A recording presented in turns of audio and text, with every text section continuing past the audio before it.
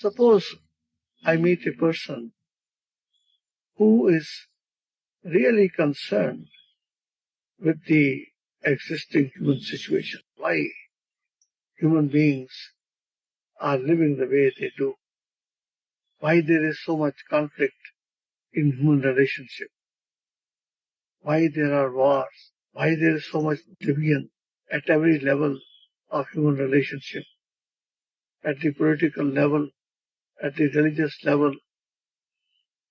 What are the basic causes of this? And one can see in terms of relationship is not just based on love, affection and care. It is based on our thinking. So thinking determines the type of relationship that we have with each other. So what role thinking is playing in human relationship? The human society has been formed differently than the other societies of birds, other animals. They have these natural capabilities in which they function. And we find that there is order, a natural order. Human beings have the additional factor which is thinking. They use their thinking to create the society, the kind of society in which we live. So we find that the individual and the society, how they are related to each other. The child, from the very beginning when he is born, he is being influenced by the society in which he lives, by the culture in which he lives. First of all, it is the parents who bring up the child, how the child has been tutored, how he has been educated.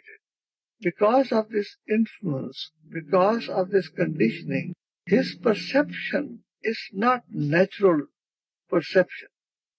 It is based on the way his mind is already conditioned. This pre-existing condition includes all the influences, all the ideas, the opinions, the beliefs that he has formed. So he always looks through the screen of those ideas, opinions, and beliefs. Now this distorts the perception. He can't see things as they actually are.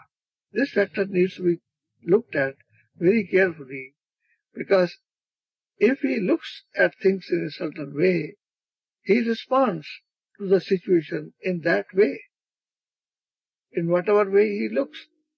And we find that people look at things differently because of their prejudices, because of their opinions, because of their ideas. They look at the same thing differently.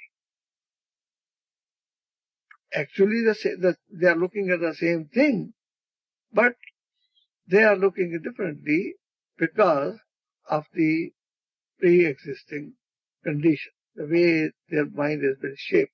The perception becomes an important factor that determines the quality of our relationship. The very factor that we see things differently. Each person feels himself to be different from the other. Are we really different from each other fundamentally, basically?